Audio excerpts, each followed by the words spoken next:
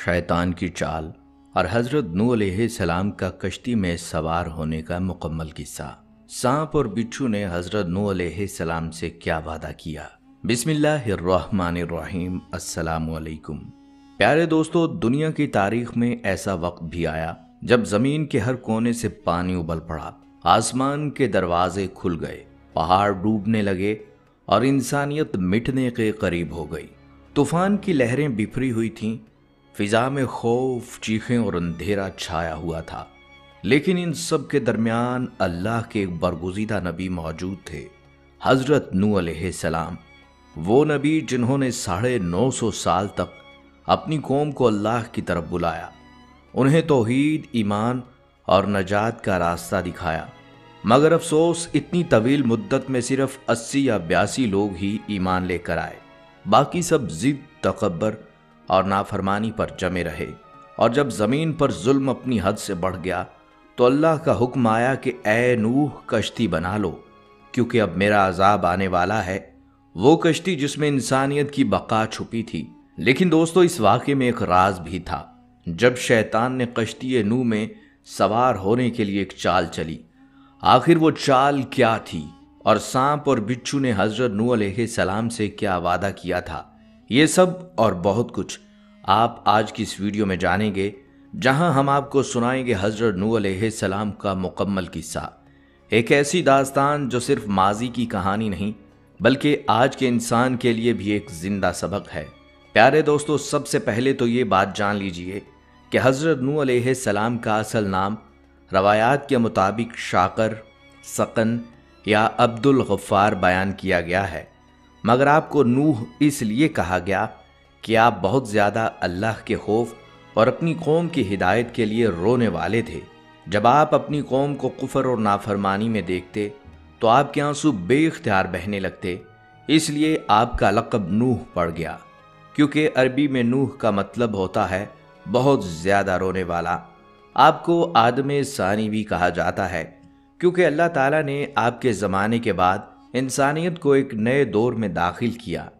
गोया पहली तबाही के बाद ज़िंदगी का आगाज़ दोबारा आपसे ही हुआ।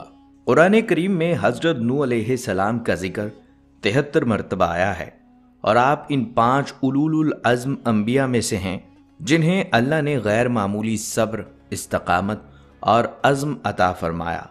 आपका नसब 8वीं पुश्त में हज़रत आदम अलैहिस्सलाम से जा मिलता है। आपके वालिद का नाम लामिक था और दादा का नाम मतोशल्ख था, जो खुद हज़रत इदरीस अलैहिस्सलाम के बेटे थे। आपका वतन मौजूदा इराक का इलाका था और आप मूसल के शुमार में आर्मीनिया की सरहद के करीब रिहाइश पजीर थे। बाज़ मुर्रिखीन के मुताबिक आपकी कौम बनी रासिब या कौम नूह कहलाती थी, जो बुत परस्ती, शिर्क और दुनिया परस्ती में डूब चुकी थी। हज़रत नूह अलैहिस्सलाम हज़रत आदम अलैहिस्सलाम के बाद पहले नबी थे जिन्हें अल्लाह ताला ने शरीयत के साथ नबूवत अता फरमाई। और जब आपको ये अजीम जिम्मेदारी मिली, उस वक्त आपकी उम्र 40 साल थी। इसी उम्र में आपने अपनी कौम को अल्लाह की तौहीद की तरफ और उसकी बंदगी की तरफ पुकारा।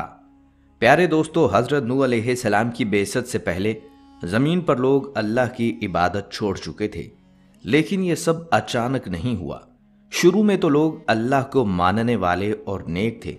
इन्हीं दिनों में कुछ नेक बुजुर्ग भी थे जिन्होंने अपनी सारी जिंदगी लोगों को भलाई, अदल और तौहीद की दावत दी। उनके नाम थे वद, सुआ, यागूस, याकूब और नसर। ये पांचों लोग अपनी नेकी और ईमान की वजह से बहुत मशहूर थे। जब तक ये जिंदा रहे, लोगों में ईमान और नेकी बाकी रही। लेकिन जैसे ये बुजुर्ग दुनिया से रुखसत हुए, शैतान ने मौका देख लिया। उसने लोगों के दिलों में वसवसा डाला, और वो ये कि ये लोग तुम्हारे लिए बरकत का जरिया थे। इनकी याद जिंदा रखो, इनकी कब्रों पर निशान बना लो ताकि इन्हें भूला ना जा सके। लोगों ने ऐसा ही किया, कब्रों पर निशान बन गए। वक्त गुजरता गया और नई नस्लों ने आकर कहा, ये तो हमारे नेक बुजुर्ग हैं जिनकी वजह से बारिश आती थी, फसलें उगती थीं और मुसीबतें टलती थीं। शैतान ने फिर एक नया वसवसा डाला, अगर तुम इनकी तस्वीरें और मूर्तियां अपने घरों में रख लो तो तुम्हें इनकी बरकत हमेशा मिलती रहेगी। यूं बुत बनने लगे और आहिस्ता आहिस्ता वो बुत माबूद बन गए। اب لوگ انہی بتوں سے دعا مانگنے لگے، ان کے نام پر نظر و نیاز دینے لگے اور ان سے مرادیں طلب کرنے لگے۔ پیارے دوستو، یہی وہ لمحہ تھا جب زمین پر شرک کا آغاز ہوا، اور یہی 5 بتوں کے نام ود، سوا، یاغوث، یاقوق اور نصر قرآن کریم میں بھی ذکر کیے گئے ہیں۔ جب زمین پر اندھیرا چھا گیا اور کوئی اللہ کو یاد کرنے والا نہ رہا، تو اللہ تعالیٰ نے حضرت نوح علیہ السلام کو نبی بنا کر بھیجا تاکہ وہ انسان کو پھر سے ایک اللہ کی عبادت کی طرف بلائیں اور شرک کے اندھیرے میں توحید کی شمع دوبارہ روشن کریں۔ پیارے دوستو، قرآن مجید میں حضرت نوح علیہ السلام کا ذکر کئی مقامات پر آیا ہے، بلکہ ایک مکمل سورت سورہ نوح آپ کے نام سے منسوب ہے۔ یہی وہ سورت ہے جس میں ایک نبی کا دکھ، صبر اور اپنی قوم کے لیے بے مثال جد و جہد پوری تفصیل سے بیان ہوئی ہے۔ حضرت نوح علیہ السلام نے اپنی قوم کو دن ہو یا رات، خلوت ہو یا جلوت، ہر لمحہ اللہ کی طرف بلایا۔ آپ نے کبھی مجمع عام میں کھڑے ہو کر پکارا، کبھی کسی دروازے پر جا کر دستک دی، کبھی محبت سے سمجھایا، کبھی عذاب کا خوف دلایا اور کبھی جنت کی خوشخبری سنائی۔ آپ کا پیغام ہمیشہ ایک ہی تھا: اے میری قوم، اللہ کی عبادت کرو، اسی سے ڈرو اور اسی سے امید رکھو، وہی تمہارا رب ہے اور وہی تمہیں روزی دینے والا ہے۔ لیکن افسوس، شیطان تو ان کے دلوں میں پہلے ہی اپنا زہر بھر چکا تھا۔ اس نے نوح علیہ السلام کی آواز ان کے کانوں تک پہنچنے نہ دی۔ جب نبی برحق انہیں نصیحت کرتے تو وہ اپنے چہروں کو چادر سے ڈھانپ لیتے، کانوں میں انگلیاں ٹھونس لیتے اور غصے سے کہہ اٹھتے: ہم تمہاری بات نہیں سننا چاہتے، تم صرف ایک انسان ہو، تمہیں کیا خبر غیب کی باتوں کی۔ پیارے دوستو، سوچئے 1-2 سال نہیں بلکہ 950 سال تک حضرت نوح علیہ السلام نے انہیں سمجھایا، دعوت دی، دعا کی، آنسو بہائے، لیکن ایمان لانے والوں کی تعداد صرف 80 یا 82 تک محدود رہی۔ یہ وہ لوگ تھے جن کے دلوں میں ابھی تھوڑی بہت روشنی باقی تھی، باقی ساری قوم اندھیرے میں ڈوبی رہی۔ حضرت نوح علیہ السلام دن رات اپنی قوم کے لیے فکر مند رہتے اور اللہ سے التجا کرتے کہ اے اللہ، میری قوم کو ہدایت دے، یہ نہیں جانتے، یہ اندھیروں میں بھٹک رہے ہیں۔ مگر جب ہدایت کے دروازے بند ہو گئے تو اللہ تعالیٰ نے زمین و آسمان سے اپنی رحمت روک لی، زمین نے زرخیزی چھوڑ دی، بارشیں تھم گئیں، درخت سوکھ گئے، عورتیں بانجھ ہو گئی اور مویشی ہلاک ہونے لگے۔ زندگی کی ہر آس ٹوٹنے لگی، لیکن قوم اپنی ضد پر قائم رہی۔ تب نوح علیہ السلام نے لوگوں سے فرمایا کہ اپنے رب سے مغفرت مانگو، بے شک وہ بڑا بخشنے والا ہے۔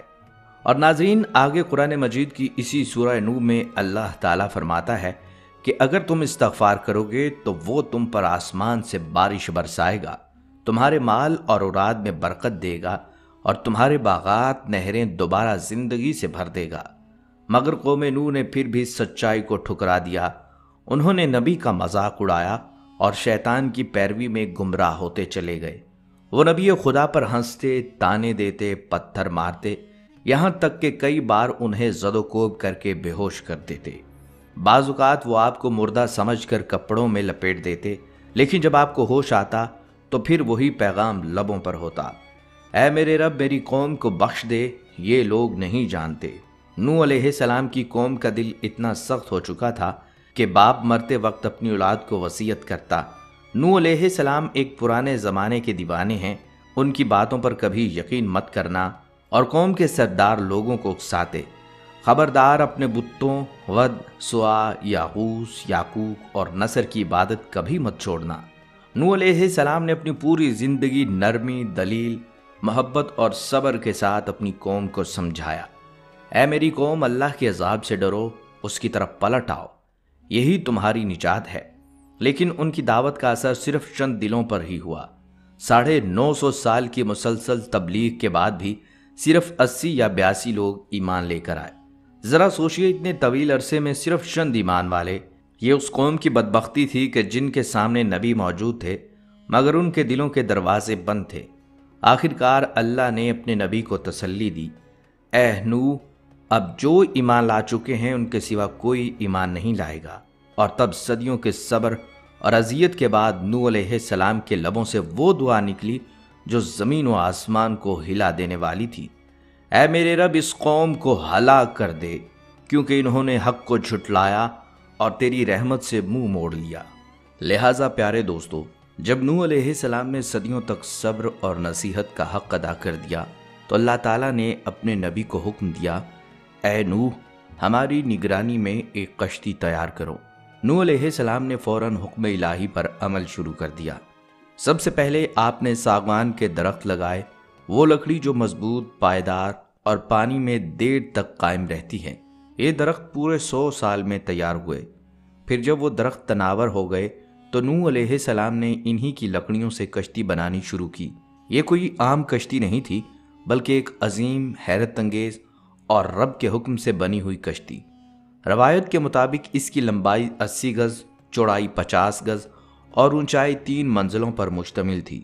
نچلی منزل میں درندے، پرندے اور حشرات الارض رکھے گئے، درمیانی منزل میں چوپائے، گائے، بکریاں اور دیگر جانور، اور سب سے اوپر حضرت نوح علیہ السلام خود اور وہ مومنین سوار تھے جنہوں نے اللہ پر ایمان لایا تھا۔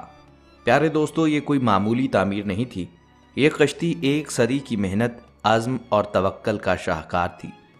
نوح علیہ السلام اور ان کے چند ایماندار ساتھی دن رات محنت کرتے، لکڑیاں تراشتے، تختے جوڑتے اور اللہ کا نام لے کر اس کشتی کو مکمل کرتے گئے۔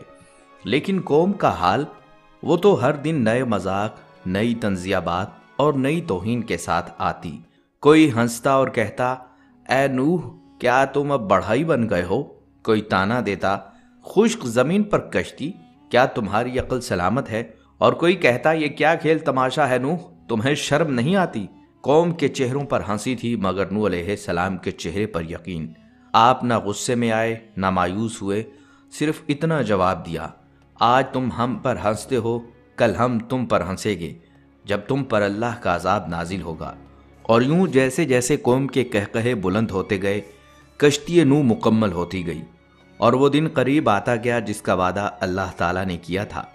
وہ ہولناک طوفان جس کا اندیشہ حضرت نوح علیہ السلام کے دل میں برسوں سے پل رہا تھا، اب حقیقت بننے والا تھا۔ آسمان کے دروازے کھل گئے، زمین کے سینے سے چشمے پھوٹ نکلے، بادلوں نے گویا آگ برسا دی، اور دیکھتے ہی دیکھتے ہر سمت پانی ہی پانی پھیل گیا۔ حضرت نوح علیہ السلام نے اللہ کے حکم کے مطابق اپنی بنائی ہوئی کشتی میں تمام مخلوقات کے جوڑے سوار کیے، درندے، چرندے، پرندے اور زمین پر رینگنے والے کیڑے مکوڑے، ہر ایک کا نر اور مادہ، تاکہ طوفان کے بعد نسلوں کا سلسلہ قائم رہے۔ پھر آپ علیہ السلام کے 3 بیٹے حام، سام اور یافس اور ان کی بیویاں کشتی میں سوار ہوئیں، ساتھ ہی 80-82 مومن مرد و عورت جو اللہ پر ایمان لائے تھے، یعنی وہ لوگ جنہوں نے نبی پر یقین کیا اور نجات پائی۔ لیکن دوستو، ایک ایسا لمحہ آیا جو دل کو چیر گیا۔ نوح علیہ السلام کے اپنے گھر سے، ان کے اپنے خون سے 2 چہرے کشتی سے باہر رہ گئے۔ ایک آپ علیہ السلام کی بیوی واحلہ جو ایمان نہ لائی، اور آپ علیہ السلام کا بیٹا کنان، دونوں نے اللہ کے پیغام کو جھٹلایا۔ حضرت نوح علیہ السلام کی بیوی واحلہ تھی۔ اس بدبخت عورت کو ایک نبی برحق کی زوجیت کا شرف حاصل ہوا، اور برسوں یہ اللہ تعالیٰ کے نبی علیہ السلام کی صحبت سے سرفراز رہی، مگر اس کی بد نصیبی قابل عبرت ہے کہ اس کو ایمان نصیب نہیں ہوا، بلکہ یہ حضرت نوح علیہ السلام کی دشمنی اور توہین و بے ادبی کے سبب بے ایمان ہو کر مر گئی اور جہنم میں داخل ہوئی۔ یہ ہمیشہ اپنی قوم میں جھوٹا پروپیگنڈا کرتی رہتی تھی کہ حضرت نوح علیہ السلام مجنون اور پاگل ہیں، لہٰذا کوئی ان کی بات نہ مانے۔ بہرحال پیارے دوستو، طوفان کے بڑھتے پانی کے درمیان حضرت نوح علیہ السلام نے اپنے بیٹے کو آواز دی، اے میرے بیٹے، ہمارے ساتھ کشتی میں سوار ہو جاؤ، اللہ کے حکم سے آج کوئی پناہ دینے والا نہیں۔ مگر کنان نے غرور سے جواب دیا، میں پہاڑ کی چوٹی پر چڑھ جاؤں گا، وہ مجھے بچا لے گا۔ نوح علیہ السلام کے دل پر گویا چھری چل گئی۔ انہوں نے بے بسی سے آسمان کی طرف دیکھا، مگر اسی لمحے ایک بڑی موج آئی جس نے پہاڑوں کی بلندیوں کو بھی نگل لیا، اور کنان ہمیشہ کے لیے پانیوں میں گم ہو گیا۔ اللہ تعالیٰ نے فرمایا، اے نوح، بے شک وہ تیرے گھر والوں میں سے نہیں، کیونکہ اس کے عمل نیک نہیں، بس ایسی بات نہ مانگ جو تجھے علم نہیں۔ یوں نوح علیہ السلام نے سمجھ لیا کہ ایمان صرف خون یا رشتہ نہیں، بلکہ ایمان وہ بندھن ہے جو اللہ سے جوڑتا ہے۔ پیارے دوستو، یہاں ایک حیرت انگیز اور سبق آموز واقعہ بھی پیش آیا۔ جب کشتی میں سوار ہونے کا وقت آیا تو اچانک دو ایسے جانور سامنے آئے جنہیں دیکھ کر عام انسان خوف زدہ ہو جاتا ہے، سانپ اور بچھو۔ یہ دونوں حضرت نوح علیہ السلام کے پاس آئے اور عاجزی سے عرض کرنے لگے، اے اللہ کے نبی، ہمیں بھی کشتی میں سوار ہونے کی اجازت دیجیے۔ ہم وعدہ کرتے ہیں کہ جو شخص سلام علی نوح فی العالمین پڑھے گا تو ہم اسے کبھی نقصان نہیں پہنچائیں گے۔ نوح علیہ السلام نے ان کی بات سنی، مسکرائے اور اللہ کے حکم و رحمت پر بھروسہ کرتے ہوئے انہیں بھی کشتی میں جگہ دے دی۔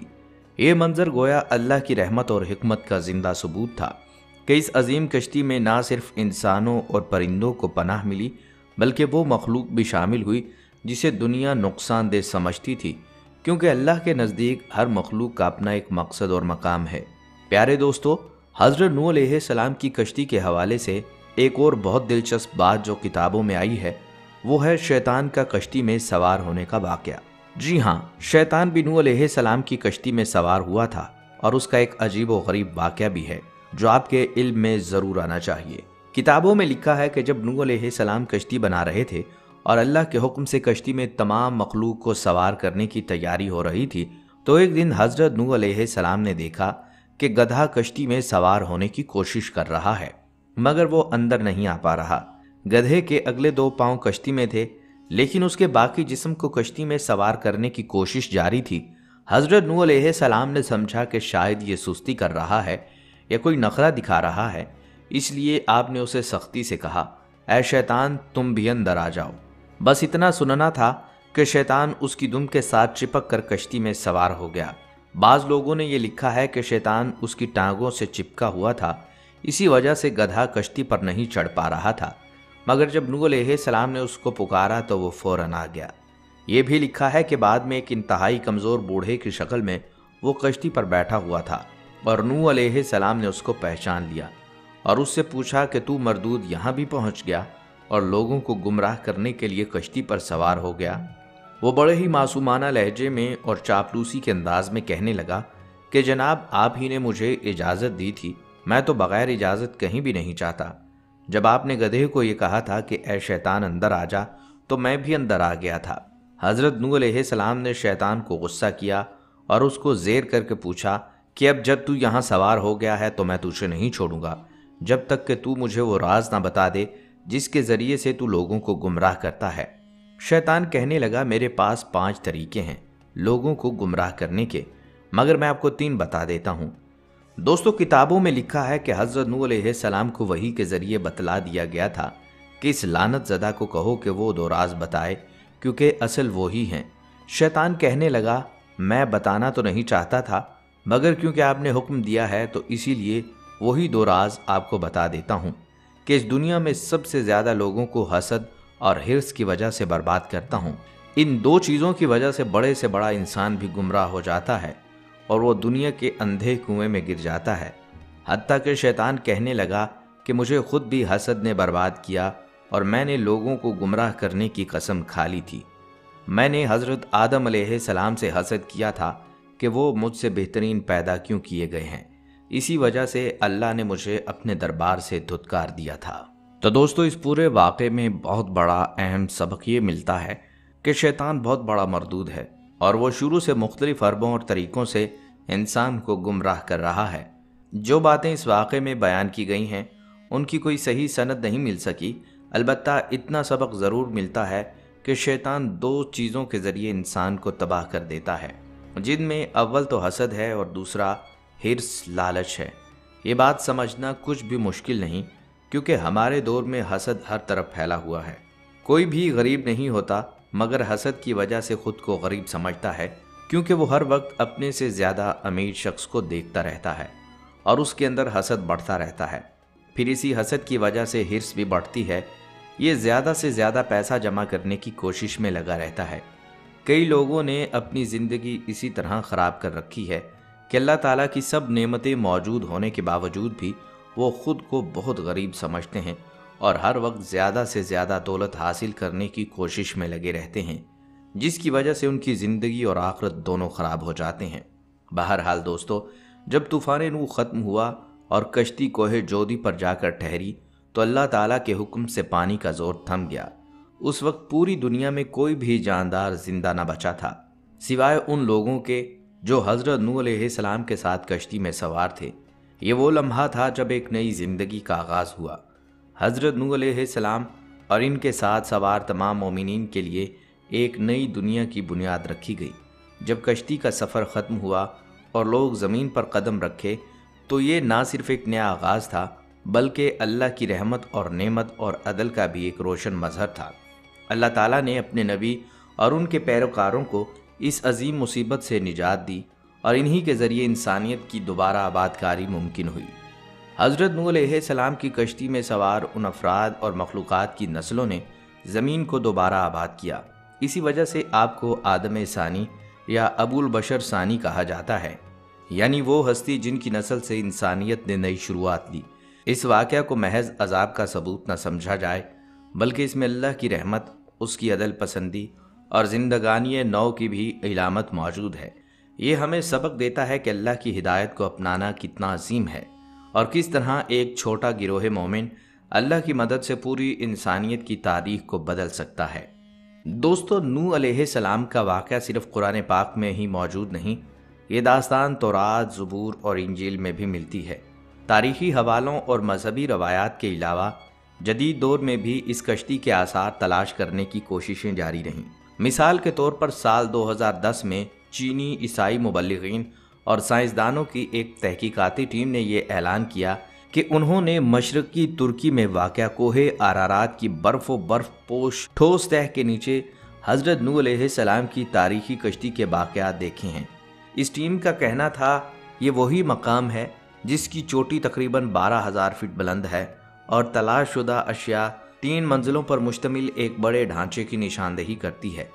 ٹیم نے دعویٰ کیا کہ کشتی کئی میٹر برف کے نیچے دب کر محفوظ رہی۔ اس کے اندر بڑے بڑے کمرے اور لکڑی کے ستون موجود ہیں اور کھنڈرات کی جگہ ٹوٹی ہوئی حالت میں پائی گئی، مگر مکمل طور پر تباہ نہیں ہوئی کیونکہ برف کی موٹی پرت نے انہیں بہت حد تک محفوظ رکھا ہوا تھا۔ اس رپورٹ کو بین الاقوامی سطح پر بھی نوٹس ملا۔ نیشنل جیوگرافک چینل اور کرسچین سائنس مانیٹر نے بھی اس تحقیق کی معلومات شائع کیں اور اس بات کا ذکر کیا گیا کہ گزشتہ 2 برسوں میں درجنوں ٹیمیں نوح کی کشتی کے طور پر نشان زدہ چٹانوں اور باقیات کی تلاش میں رہی ہیں۔ چینی اور ترک محققین نے دعویٰ کیا کہ انہوں نے کشتی کے 60 مختلف مقامات کا مشاہدہ کیا اور ان میں کچھ ایسی جگہیں تھیں جہاں لکڑی کی باقیات، کمرے اور ستون دکھائی دیتے تھے۔ ان کے مطابق یہ کشتی 3 منزلوں والی تھی اور اندر بڑے بڑے کمروں کے نشانات ہیں، لیکن چونکہ مقامات انتہائی ڈھلوان، برفیلے اور خطرناک علاقے میں ہیں جہاں درجہ حرارت -60 ڈگری تک پہنچ جاتا ہے، لہٰذا تحقیقات مشکل اور خطرناک ثابت ہوئیں۔ تاہم اس دعوے کو جہاں کچھ محققین اور ذرائع نے اہمیت دی، وہیں امریکی سائنسدانوں اور ماہرین آثار قدیمہ نے اس پر تردید بھی کی۔ ان کا کہنا تھا کہ جو لکڑی کے نمونے فورینسک جانچ پڑتال کے لیے بھیجے گئے وہ اس قدر قدیم نہیں کہ بلا شبہ کہا جا سکے کہ وہ حضرت نوح علیہ السلام کے زمانے کی کشتی سے تعلق رکھتے ہیں۔ اس طرح کچھ محققین نے کہا کہ پہاڑ کی قدرتی چٹانی ساخت کبھی کبھار کشتی نما شکل لے سکتی ہے، جس کی بنیاد پر تشخیص غلط ہو سکتی ہے۔ چینی ٹیم کے دعوے کے برعکس کچھ مغربی سائنسدانوں نے اس نتیجے کو قطعی طور پر تسلیم کرنے سے انکار کیا اور مزید مستند شواہد کا تقاضا کیا۔ دوسری طرف چینی محققین کا اصرار یہ تھا کہ ان کے پاس اتنے مشاہدات اور شواہد موجود ہیں کہ وہ 99.9% یقین کے ساتھ کہہ سکتے ہیں کہ یہ وہی کشتی ہے جسے نوح علیہ السلام نے تقریباً 4800 سال قبل اللہ کے حکم سے تعمیر کیا تھا۔ عرب اخبارات اور دیگر بین الاقوامی ذرائع نے بھی اس موضوع پر سوالات اٹھائے اور بحث کی۔ چینی اور ترک ٹیم کے مطابق انہوں نے قرآنی آیات اور تاریخی روایات کا بھی مطالعہ کیا ہے اور اسی بنیاد پر انہیں کوہ آرارات کی طرف رہنمائی ملی، جہاں انہوں نے متعدد مقامات پر کشتی نما آثار دیکھے۔ تحقیق کے مطابق جو کشتی کے باقیات ملے ہیں وہ کئی جگہ سے ٹوٹی ہوئی حالت میں پائے گئے اور ماہرین اس کی اندرونی ساخت، کمروں اور لکڑی کے ستونوں کا ذکر کرتے ہیں۔ برف کی گہری تہہ نے ممکنہ طور پر انہیں مکمل طور پر گلنے سے بچا لیا، اس لیے کچھ حصے نسبتاً محفوظ بھی ملے ہیں، تاہم کشتی مکمل سالم حالت میں نہ پائی گئی۔ یہی وجہ ہے کہ یہ کشتی آج بھی ایک تاریخی معمہ بنی ہوئی ہے۔ جسے دیکھنے کے لیے دنیا بھر سے ماہرین اور محققین آتے رہتے ہیں۔ دوستو، آخر میں بس یہی کہوں گا کہ حضرت نوح علیہ السلام کی زندگی ایک عہد ساز اور سبق آموز زندگی تھی۔ آپ کی عمر 1000 سال تھی اور 40 سال کی عمر میں آپ کو نبوت عطا ہوئی۔ آپ 900 سال تک اپنی قوم کو اللہ کی ہدایت دینے میں مصروف رہے اور اس عرصے میں آپ نے بے پناہ مشکلات کا سامنا کیا۔ طوفان کے بعد آپ 60 سال اور زندہ رہے اور پھر آپ کا انتقال ہو گیا۔ دوستو، آج کا یہ واقعہ ہمیں سکھاتا ہے کہ حضرت نوح علیہ السلام نے اپنے آپ کو اللہ کی رضا کے لیے قربان کر دیا اور اپنی قوم کو ہدایت دینے کی کوشش کی۔ حالانکہ انہوں نے بہت سخت حالات کا سامنا کیا، ان کی زندگی میں سچائی، صبر اور اللہ پر بھروسہ کرنے کی مثال ہے، اور ہمیں اس سے یہ سبق ملتا ہے کہ اللہ کی ہدایت کو اپنانا اور اس پر ایمان رکھنا ہمارا فرض ہے۔ پیارے دوستو، یہ تھی حضرت نوح علیہ السلام کی ایمان، صبر اور عزم سے بھری داستان، ایک ایسی کہانی جو صرف ماضی کی نہیں بلکہ آج کے انسان کے لیے بھی ایک زندہ سبق ہے۔ ہماری دعا ہے کہ اللہ تعالی ہم سب کو انبیاء کرام کی زندگیوں سے سبق سیکھنے کی توفیق عطا فرمائے، ہمیں شرک، تکبر اور گمراہی سے بچائے، اور ہماری دنیا بھی سنوار دے اور آخرت بھی روشن کر دے۔ آمین یا رب العالمین۔ پیارے دوستو، اگر آپ کو حضرت نوح علیہ السلام کی یہ ایمان افروز داستان پسند آئی ہو تو اس ویڈیو کو لازمی لائک کیجئے گا اور اپنے دوستوں تک اس ویڈیو کو ضرور شیئر کیجئے گا تاکہ یہ پیغام زیادہ سے زیادہ لوگوں تک پہنچ سکے۔ اگلی ویڈیو تک کے لیے اجازت دیجیے۔ اللہ حافظ۔